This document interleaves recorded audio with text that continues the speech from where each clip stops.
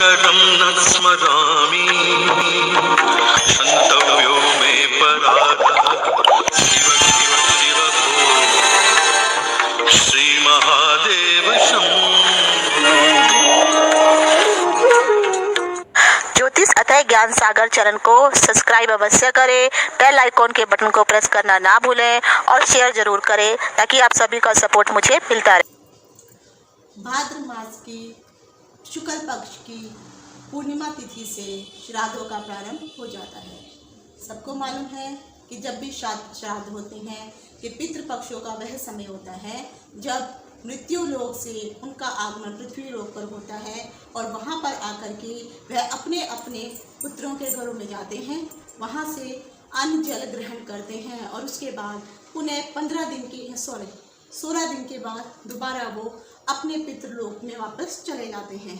इसीलिए पितरों का श्राद्ध किया जाता है। शास्त्रों में कहा गया है कि पितरों का श्राद्ध करना बहुत अधिक आवश्यक है। अगर आप लोग पितरों का श्राद्ध नहीं करते हैं तो कम से कम 3 साल तक पितर आपको देखते हैं।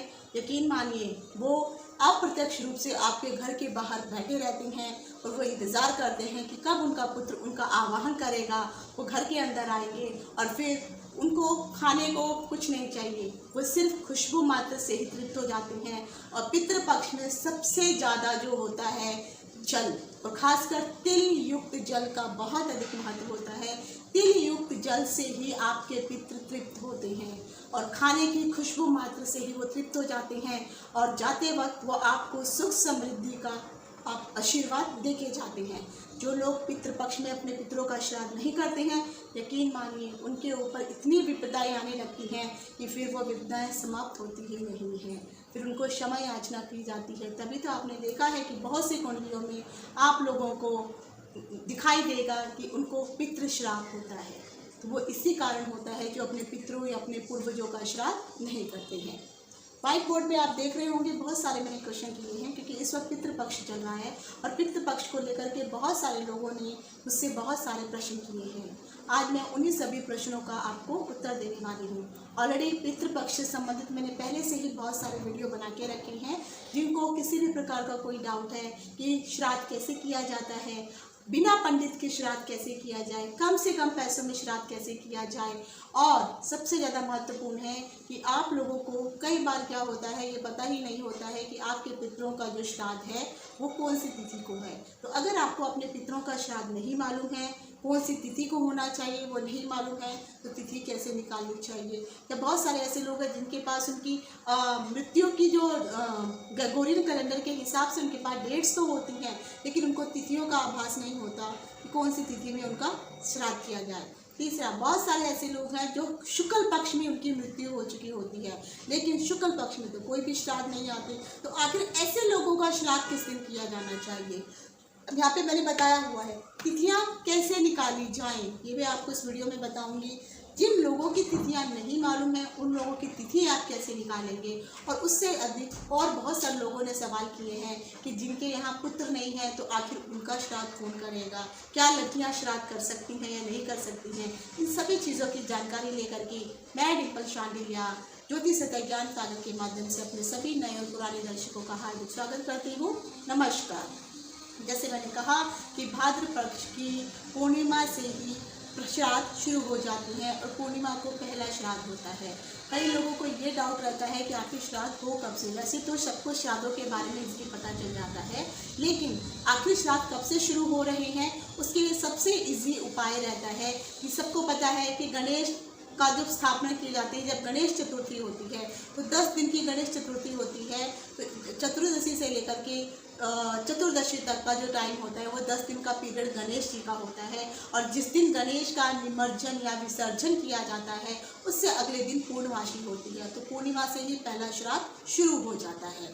तो सबसे पहला प्रश्न है कि पितृपक्ष या श्राद्ध की जानकारी जो है वो मैंने बहुत सारे उसके लिए वीडियो बनाए हुए हैं, उनका लिंक डिस्क्रिप्शन बॉक्स में दिया हुआ है। तो आप अपने ज़रूरत के हिसाब से उन सब की जानकारी वहाँ से ले सकते हैं या फिर आप प्ले लिस्ट में जाकर के भी ढूंढ सकते हैं, आपको सारी जानकारियाँ मिल जाएंगी।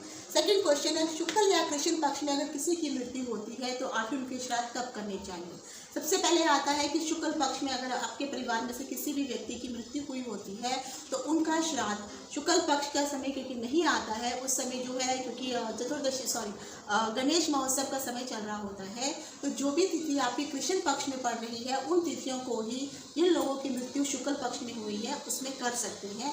लेकिन सबसे ज़्यादा मेन होता है कि जिन लोगों का क्योंकि शुक्ल पक्ष में सिर्फ एक ही श्राद्ध आता है, वो भी पूर्णमासी का श्राद्ध आता है, तो ऐसे लोगों का श्राद्ध भी आप पूर्णमासी के दिन भी कर सकते हैं। जिन लोगों का शुक्ल पक्ष की प्रतिपदा से लेकर के चतुर्दशी तक के बीच में या पूर्णमासी तक के बीच में किसी की भी अगर शुक्ल पक्ष में मृत्यु हुई है तो आप पूर्णिमा के दिन उनका श्राद्ध कर सकते हैं। अगर आपको पूर्णिमा के दिन याद नहीं रहता है तो उसके बाद जो कृष्ण पक्ष की तिथियां भी चल रही हैं तब भी आप उनका श्राद्ध कर सकते हैं, लेकिन श्राद्ध आपको छोड़ना नहीं है। दूसरा आता है कि श्राद्ध की तिथियां कैसे निकालें। बहुत सारे ऐसे लोग हैं जिन लोगों को अपने जो उनके पितृ लोग हैं जो मर चुके हैं उनको उनकी श्राद्ध की तिथियां ही नहीं मालूम है। तो अगर आपको उनकी की तिथि निकालनी हो तो जिस दिन ग्रेगोरियन कैलेंडर के अनुसार उनकी मृत्यु हुई है उस मृत्यु के डेट के अनुसार जो है आप जाकर के अपने पास के किसी भी मंदिर में जाइए, वहाँ पे पंडितों के पास पंचांग रहता है। लेकिन सबसे ज़्यादा प्रॉब्लम ये हो जाती है जिन लोगों के पास जो है पीछे की 10 साल 15 साल पहले पुरानी तिथियां अगर निकालना चाहते हैं तो आपके पास 100 साल का प्रचार या उन पंडितों के पास 100 साल का प्रचार होना जरूरी है, तभी आप उन तिथियों को ग्रेगोरियन कैलेंडर के अनुसार जो है आप शुक्ल पक्ष कृष्ण पक्ष की तिथि आप निकाल सकते हैं। तीसरी चीज़ ये है कि आजकल मार्केट में आपको बहुत सारे ऐप ऐसे मिल रहे हैं जिसमें आप तिथि उसमें डेट आप डालिए, टाइम डालिए, उसके अकॉर्डिंग भी तिथि निकल जाती है। तो आप उस ऐप के माध्यम से भी उस जातक की जिसकी मृत्यु हो चुकी है उनका डेट और टाइम डाल सकते हैं, तो वहाँ से भी आपको इजीली तिथि अवेलेबल हो जाएगी, तो वहाँ से भी आप तिथि निकाल सकते हैं। और अगर आप तिथि मुझसे निकलवाना चाहते हैं तो उसके लिए आप मुझे अपने क्वेरीज भेज दीजिए, लेकिन आपको उसके लिए फ़ीस पे करनी होगी, तभी जाके मैं आपको बाकी सब चीज़ें बता पाऊँगी। तो ये हो गया तिथि निकालने का। तीसरा आता है कि जिनकी तिथि ही पता नहीं है, आखिर उन लोगों का भी श्राद्ध तो करना है आपको, लेकिन श्राद्ध कैसे किया जाना चाहिए। अगर आपको किसी की तिथि नहीं पता चल रही है तो ऐसे लोगों के लिए जो आखिरी का अमावस्या या महालया का श्राद्ध उसको कहा जाता है, वो उसको और सर्व पृथ्वी श्राद्ध का नाम भी दिया जाता है। तो आप महालया, अमावस्या का श्राद्ध या सर्व पृथ्वी श्राद्ध के दिन जितने भी आपके पूर्वज होते हैं उन सबका श्राद्ध अवश्य करना चाहिए, क्योंकि हमको नहीं पता होता है कि आखिर कितने हमारे कब से वंशज चले हुए आ रहे हैं। चौथी पीढ़ी 5वीं पीढ़ी में कौन था नहीं मालूम होता है। तो इसीलिए शास्त्रों में ये कहा गया है कि आपको अगर अन्य लोगों की, जैसे कई लोगों को देखा गया है, मैंने देखा है कि जिनको अपने माता पिता या दादा दादी की श्राद्ध की तिथि पता होती है, लेकिन बाकी जो उनके दादा दादी परदादा परनाना ये होते हैं उनका भी तो श्राद्ध करने का फर्ज आपका ही बनता है। तो अगर आप जो है सर्व पृथ्वी श्राद्ध करते हैं तो सर्व पृथ्वी श्राद्ध में 16 पत्ते रखे जाते हैं, क्योंकि यह श्राद्ध 16 दिन का होता है। तो सर्व पृथ्वी श्राद्ध के दिन आप 16 पत्ते रख करके उसमें जो भी आपने खाना बनाया होता है और वो खाना रख करके आपको जो है श्राद्ध करना होता है। और श्राद्ध के लिए कुछ मंत्रों का उच्चारण करना होता है, वीडियो मैं डिस्क्रिप्शन बॉक्स में दे दूँगी, वहाँ से आप ले सकते हैं। तो इस तरह से आप सर्व पृथ्वी वाले दिन आप श्राद्ध कर सकते हैं। एक व्यक्ति जातक ने मुझसे जो है डाउट किया था कि उनकी मम्मी की मृत्यु अलग दिन हुई या पिता की मृत्यु अलग दिन हुई या दादा की मृत्यु अलग दिन हुई है, तो क्या उनको अलग अलग दिनों के अनुसार ही श्राद्ध करना है। तो अगर आप तिथियों के अनुसार श्राद्ध करना चाहते हैं तो आपको उनकी जन्म मृत्यु की तिथि आपको निकालनी होगी और उस तिथि के अनुसार आप उनका श्राद्ध कर सकते हैं। लेकिन मान लीजिए अगर आपके पास समय नहीं है तो भी आप सर्व पितृ श्राद्ध जिस दिन होता है उनका श्राद्ध तब करिए। अगर मान लीजिए आपको अपने मम्मी पापा दादा दादी नाना नानी इनका श्राद्ध मालूम होता है, तिथियों के अनुसार आपने कर लिया, लेकिन उसके बावजूद भी आपको सर्व पितृ श्राद्ध करना ही चाहिए, क्योंकि आपके जो वंशज हैं, जो आपके पूर्वज हैं, वो आपको नहीं मालूम है। तो वो ये भी सकते हैं वो कहीं ना कहीं इस वक्त उत्पन्न हो चुके होंगे, लेकिन श्राद्ध ऐसी चीज़ है कि किसी न किसी रूप से उन जातकों को जो इस वक्त मृत्यु लोक में है उनको तक पहुंच ही जाता है।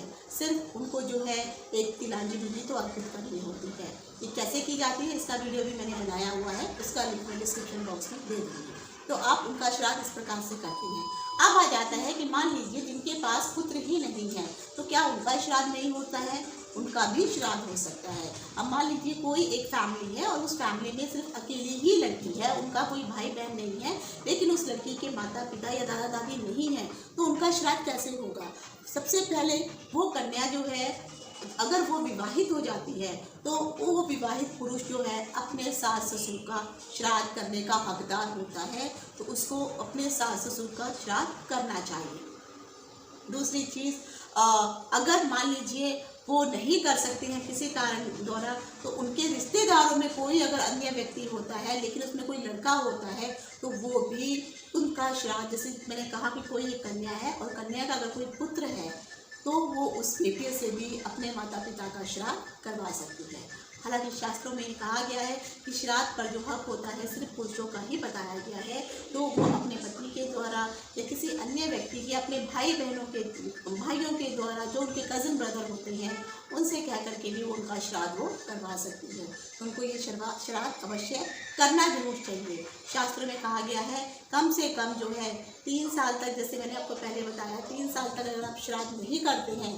तो अगर आपके घर में अकाल मृत्यु हो रही है, बहुत सारे संकट आ रहे हैं, अनायास बीमारियां हो रही हैं, अचानक एक विपदा खत्म होती नहीं है, दूसरी विपदा चालू हो जाती हैं, आप हमेशा परेशानियों से घिरे रहते हैं, आपका कोई काम बन नहीं रहा है, घर में दवाइयों और बीमारियों का दौर हमेशा चले रहता है, कर्जे आपके ऊपर बढ़ते जा रहे हैं, तो यकीन मानिए आपके ऊपर कहीं ना कहीं पितृ प्रकोप है।